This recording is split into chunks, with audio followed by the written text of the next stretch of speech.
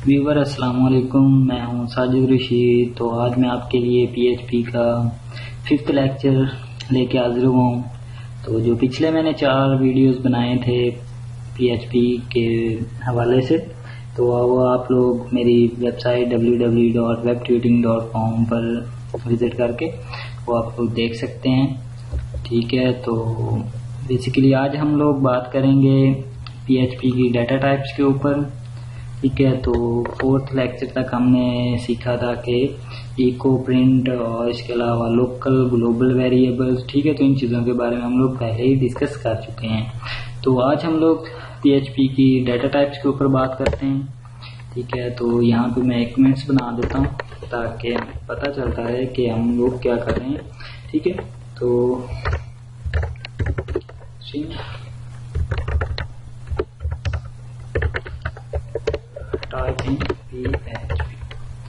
ठीक है, तो ये मैंने कमेंट्स बना दिया। तो कमेंट्स बेसिकली हम लोग अपनी याददाश्त के लिए बनाते हैं, अपने एक डेवलपर के लिए बनाते हैं, ताकि हमें ये याद रह सके कि हमने यहाँ पे कौन सी चीज़ को किस तरह डिफाइन किया हुआ है। ठीक है ना, तो ये बेसिकली हमारे ब्राउज़र के अंदर नज़र नहीं आएंगे, हमारे जो भी पेज है उसके अंदर ये नज़र नहीं आते। ये बैक एंड होता है डेवलपर के लिए। ठीक है, ताकि डेवलपर को याद रह सके उसने यहाँ पे किस चीज़ के लिए ये फंक्शन वगैरह डिफाइन किए हैं, किस चीज़ के लिए यहाँ पे वो एडिटिंग कर रहा था। ठीक है, तो बेसिकली स्ट्रिंग डाटा टाइप क्या है। ठीक है, तो मैं यहाँ पे कुछ वर्ड लिख देता हूँ, ए बी।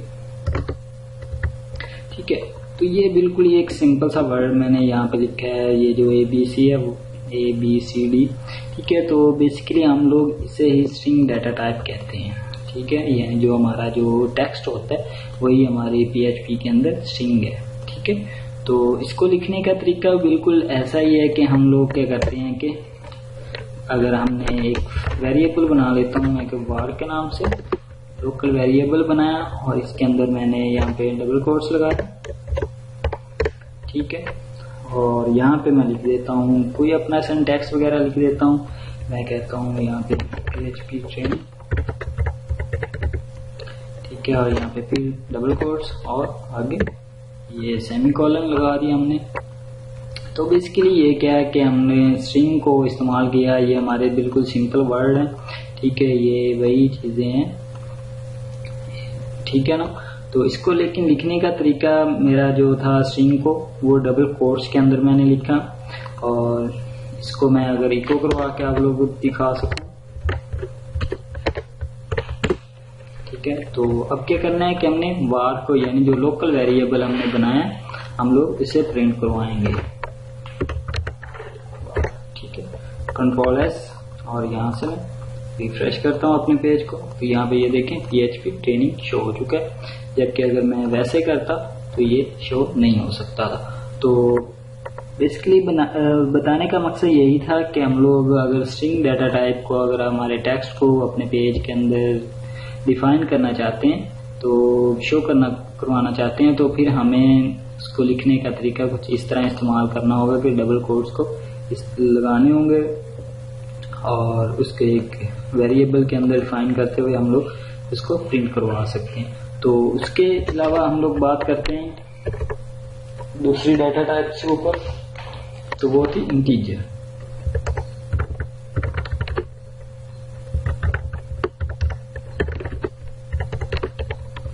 In PHP.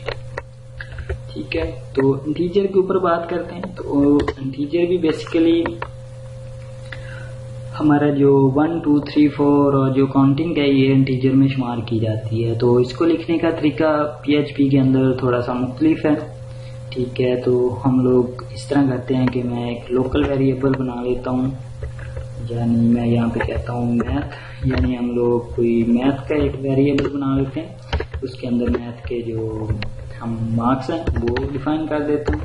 और अब देखें कि यूजर मैंने बिल्कुल सिंपल एक मैथ का वेरिएबल बनाया और यहाँ पे कोई चीज़ भी नहीं लगाई, यानी मैं ये कह रहा हूँ कि हमने डबल कोट्स यहाँ पे इस्तेमाल नहीं करने, क्योंकि ये जो डबल कोट्स थे अगर मैं यहाँ पे लगा दूँ तो ये भी एक क्या होगा कि स्ट्रिंग डाटा टाइप ही बन जाएगी। अगर यहाँ पे मैं आपको इसका इंट्रोडक्शन दिखा दूँ तो ये देखें, तो जैसे ही मैंने ये डबल कोट्स लगाया तो इसका ये जो कलर था ये भी ब्लू में चेंज हो गया, जैसे यहाँ पे हमने स्ट्रिंग डाटा टाइप के अंदर देखा था। तो बेसिकली स्ट्रिंग और चीज़ होती है, इसे हम लोग अपने प्लस माइनस के कामों में इस्तेमाल नहीं कर सकते। यानी अगर मैंने मैथ फिजिक्स और इस तरह के कोई नंबरिंग सिस्टम बनाना है तो फिर हम लोग क्या होगा कि यहाँ पे इंटीजर डाटा टाइप को इस्तेमाल करते हैं, ना कि हम लोग, ठीक है। तो इस तरह मैंने यहाँ पे डबल कोट्स के बगैर यहाँ पे 8 9 लिख दिया, और यहाँ पे नीचे मैं एक और वेरिएबल बनाता हूँ, उसको हम लोग बायो का दे देते हैं, बायोलॉजी, ठीक है। इसको मैं नंबर दे देता हूँ जी 90, ठीक है। और तो इसको इको करवाते, सबसे पहले मैं इको की कमांड लिखता हूँ, इको, और इसके वेरिएबल यानी मैथ को हम लोग इको करवाते हैं, कंट्रोल एस की मदद से सेव किया और यहाँ से रिफ्रेश कर दिया। तो यहाँ पे देखें 89 आ चुका है, ठीक है। तो मैं क्या करता हूँ, थोड़ी इसके अंदर चेंजिंग करता हूँ, ठीक है। तो यहाँ पे हम लोग कैंटिनेशन करते हैं, डॉल लगाया और यहाँ पे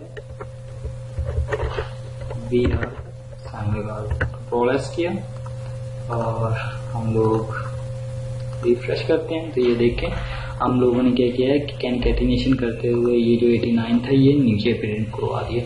तो इससे एक और चीज़ भी यहाँ पे जाहिर होती है कि हम लोग अपने PHP कोड के अंदर उसके अलावा HTML का कोड भी इस्तेमाल कर सकते हैं, लेकिन वो क्या होगा कि कैंटिनेशन करना होगा। कैंटिनेशन करने के लिए क्या करना होता है, डबल कोट्स के बाद हमने क्या करना होता है कि ये एक डॉट का साइन लगाना होता है और इसके बाद वही डबल कोट्स लगाते हुए उसके अंदर हमने जो भी हमारा जो PHP का जो HTML का कोड होगा वो हमने यहाँ पे डिफाइन कर देना होता है, ठीक है। तो ये तो हमने यहाँ पे मैथ के ये जो नंबर्स थे यहाँ पे प्रिंट करवा दिए। तो अब मैं एक और चीज़ करना चाहता हूँ यहाँ पे, तो मैं आपको फ़र्क बताना चाहता हूँ स्ट्रिंग और इंटीजर डाटा टाइप्स का, ठीक है। तो यहाँ पे मैं एक और वेरिएबल बनाता हूँ और यहाँ पे इसको सम का नाम दे देता हूँ और इसको इक्वल टू कर देता हूँ एश, ठीक है, प्लस करता हूँ और जैसे ही, और इसके साथ मैंने बायोलॉजी का भी,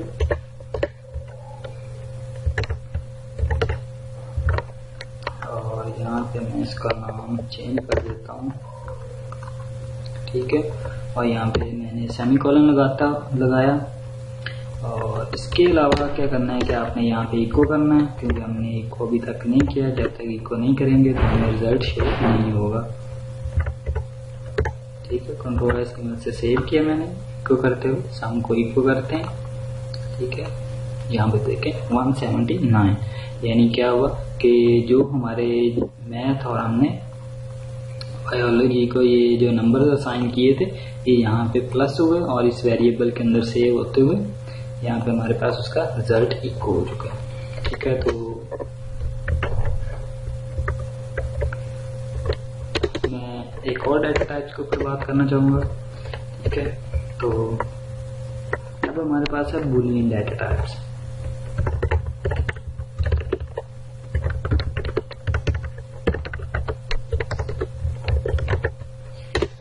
बूलियन बेसिकली क्या होता है कि बूलियन जैसे नाम से जाहिर है कि या तो ये दुरुस्त होगा और या तो गलत होगा, यानी ट्रू और फॉल्स की कंडीशन यहाँ पे जाहिर होगी।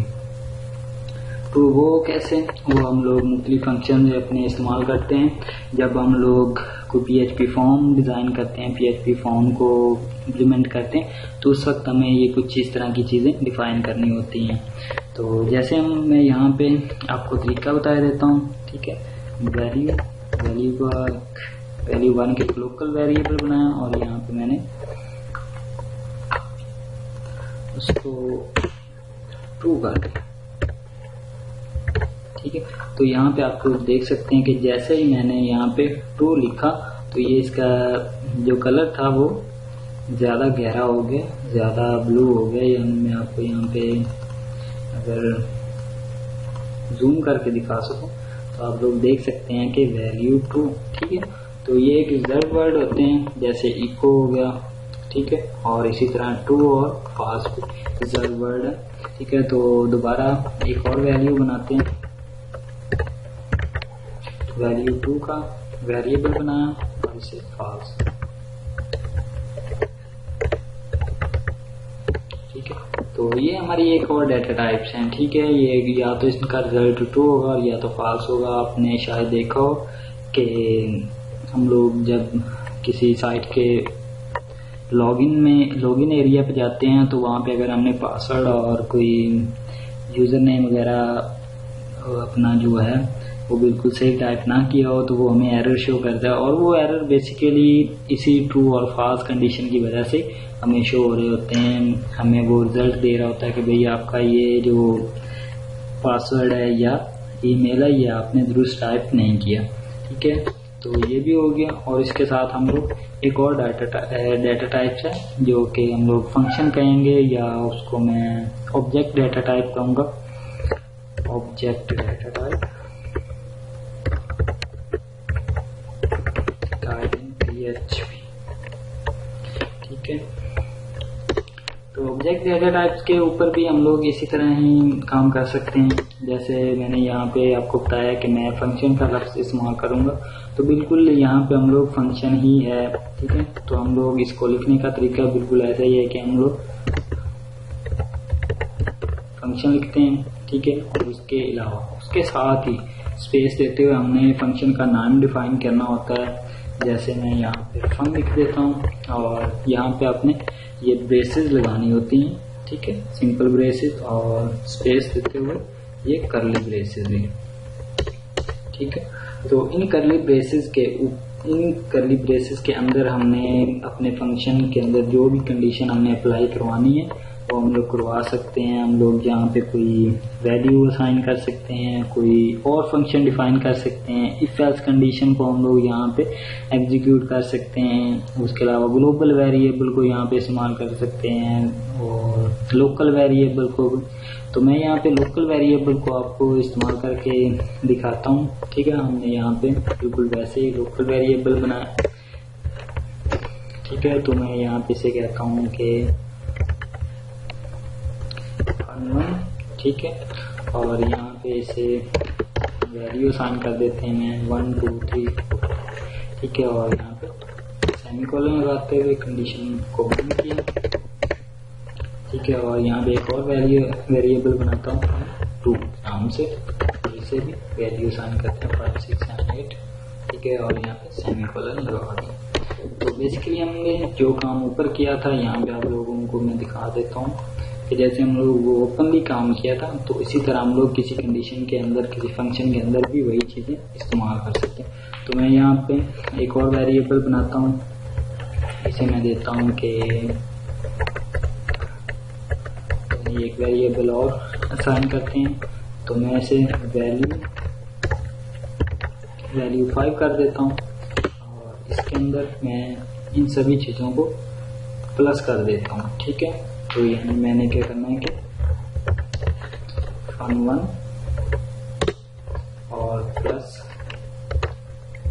fun2 को यहाँ पे प्लस कर दिया, और यहाँ पे नीचे इको करवाते हैं, इको हैश वैल्यू 5। यहाँ पे कंट्रोल एस की मदद से सेव करते हैं, और यहाँ पे मैं रिफ्रेश करता हूँ। तो यहाँ पे देखें 179, यानी कि हमारा ये वाला जो रिजल्ट है ये भी यही अभी शो हो रहा है। मैं यहाँ से इसको हटा के दिखा देता हूँ, कंट्रोल एस करता हूँ, ठीक है। और यहाँ पे देखें तो अब हमारा क्या है कि ये PHP ट्रेनिंग वाला जो ऊपर वाला वेरिएबल है, जो हमारी स्ट्रिंग है, यही हमें शो कर रहा है। बाकी हमने यहाँ पे देखें कि इको भी करवा रखा है, लेकिन यहाँ पे हमारी जो वैल्यू है वो अभी तक प्रिंट नहीं करवा रहा, ठीक है। तो मैं यहाँ पे वो दोबारा जो वैल्यू थी वो लिख के आ जाता हूँ, ठीक है। ये देखें कि हमने यहाँ पे इको भी करवा दिया है, तो फिर भी हमारी ये वैल्यू वहाँ पे प्रिंट नहीं करवा रहा हमारे पेज के अंदर। इसकी एक वजह है, ठीक है, कि हमने अपने इस फंक्शन को आपने सुना होगा कि एक फंक्शन कॉल होती है, ठीक है। तो बेसिकली हमने फंक्शन को कॉल नहीं किया।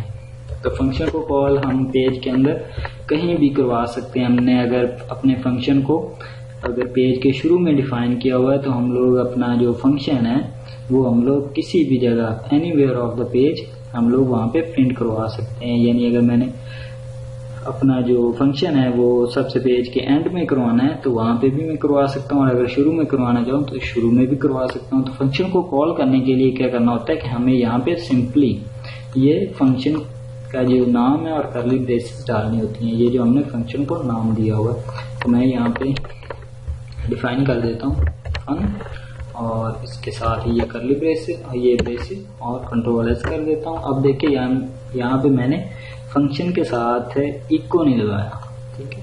तो यहाँ पे रिफ्रेश करता हूँ तो ये देखें हमारी ये जो वैल्यू थी ये प्लस होके एक दूसरे के अंदर, और यहाँ पे मेरे पास इसकी वैल्यू यहाँ पे आ रही है, ठीक है। 179 तो ये पहले वाली थी, तो मैं उसके क्या करता हूँ कि यहाँ पे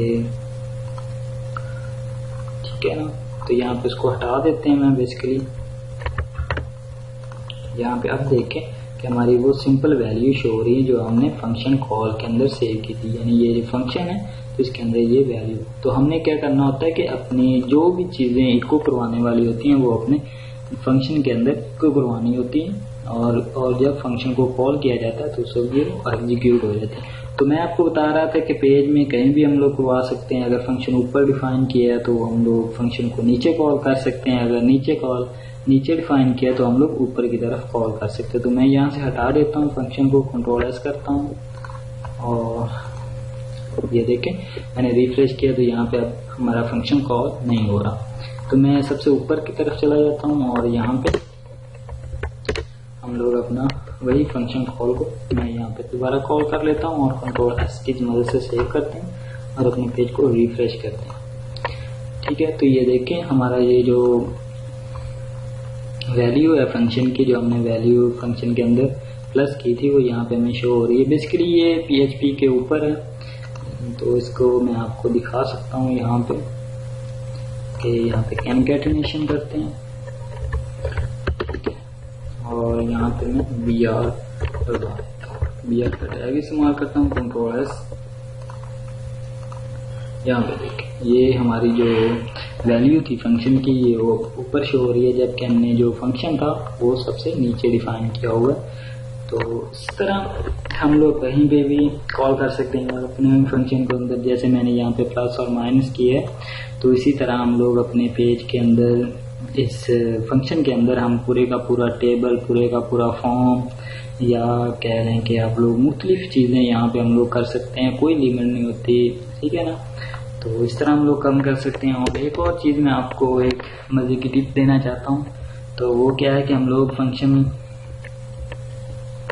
के हम लोग अपने डाटा टाइप्स को किस तरह मालूम कर सकते हैं। तो बेसिकली मैं आपको एक ही टिप है, ठीक है। तो मैं यहाँ पे लिखता हूँ var_done, ठीक है।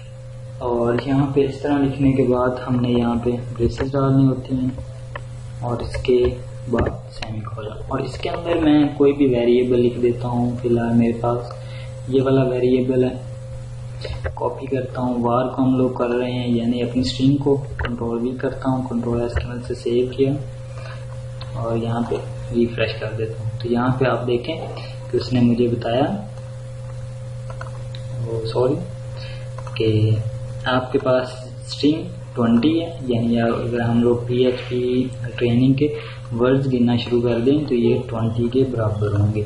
तो इसी तरह मैं क्या करता हूँ, एक और वेरिएबल यानी ये वैल्यू 1 को लेके आता हूँ।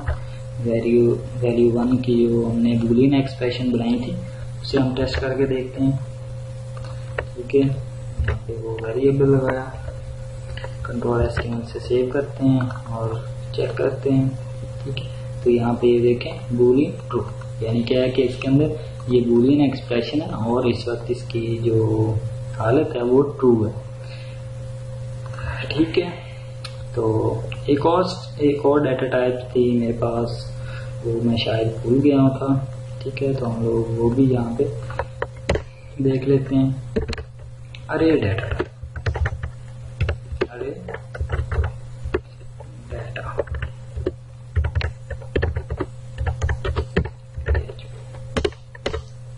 है, तो उसको हम लोग किस तरह अपने वेब पेजेस के अंदर इस्तेमाल कर सकते हैं। तो मैं यहाँ पे एक वेरिएबल बनाता हूँ वेब डिजाइनिंग का, यानी वेब का बनाऊँ, ठीक है, वेब डिजाइनिंग हो जाएगा, ठीक है। और यहाँ पे वेब के अंदर बेसिकली हमने क्या करना होता है कि यहाँ पे अरे लिखना होता है, ठीक है, अपनी जो अरे डाटा टाइप है, और ये हमने ब्रेसेस लगानी होती हैं और आगे सेमीकोलन। तो ब्रेसेस के अंदर बेसिकली हमने डबल कोट्स लगाते हुए इसके अंदर डाटा टाइप करना होता है मुख्तलिफ पोर्शन के अंदर, ठीक है। मैं यहाँ पे लिख देता हूँ HTML, ठीक है, और इसी तरह आगे ये कॉमा लगाते हुए फिर डबल कोट्स, और इनके अंदर मैंने यहाँ पे लिख दिया HTML CSS, ठीक है, और इसी तरह एक और कॉमा लगाते हुए डबल कोट्स के अंदर मैं यहाँ पे जावा स्क्रिप्ट डिफाइन कर दिया।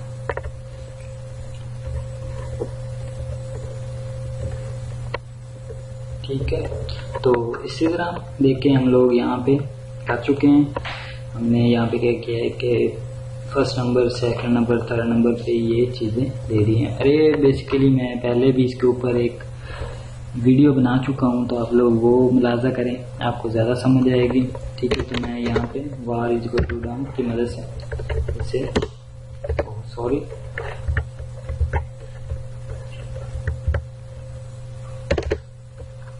ठीक है, तो यहाँ पे हम लोग इस डाटा टाइप मालूम करते हैं कि ये कौन सी डाटा टाइप से बिलोंग कर रहा है, ठीक है। तो यहाँ पे मैं डैश और वो वेरिएबल और वेब को यहाँ पे देखिए कंट्रोल एस की मदद से सेव करते हैं, और यहाँ पे मैं रिफ्रेश करता हूँ, तो आप लोग देख रहे हैं कि अरे 3 यानी ये इसके अंदर 3 पोर्शंस हैं, और 0 नंबर पे जो 0 वाला डिब्बा है, 0 नंबर पे पोर्शन है, उसके अंदर स्ट्रिंग 4 है, यानी जो उसके अंदर वर्ड है वो उनकी तादाद 4 है, और यहाँ पे वो HTML है। इसके अलावा 1 नंबर पे स्ट्रिंग 3 है, यानी उसकी तादाद 3 है, और इसके अलावा 2 नंबर पे 11 तादाद। यानी ये बताने की कोशिश कर रहा है कि हमने HTML 1 देखा है उसके अंदर, ठीक है, 0 नंबर पे। 0 नंबर पे बेसिकली मैं आपको दोबारा अरे का इंट्रोडक्शन दे देता हूँ कि अरे में अगर हम लोग इस्तेमाल करें कोई भी प्रोग्रामिंग लैंग्वेज है, ये नहीं कि PHP, उसके अलावा C++, जावा, तो इसके अंदर जो भी पोजीशन होती है वो 0 से शुरू होती है, यानी 0 1 2 3 4। अगर हम लोग 10th कहेंगे तो उसके अंदर वो क्या होगा कि 0 से शुरू होकर 9th तक जाएगी वो पोजीशन, ठीक है। तो उसके अंदर 10 वर्ड आ जाएंगे। तो इसी तरह यहाँ पे हम लोग देख रहे हैं कि HTML को वो 0 पोजीशन पे दिखा रहा है, इसका मतलब यही है कि जो हमारी स्ट्रिंग है वो 0 नंबर से शुरू हुई है। तो अपनी दुआओं में याद रखें, और मज़ीद ट्यूटोरियल के लिए हमारी वेबसाइट www.webtutoring.com को विजिट करते रहिए।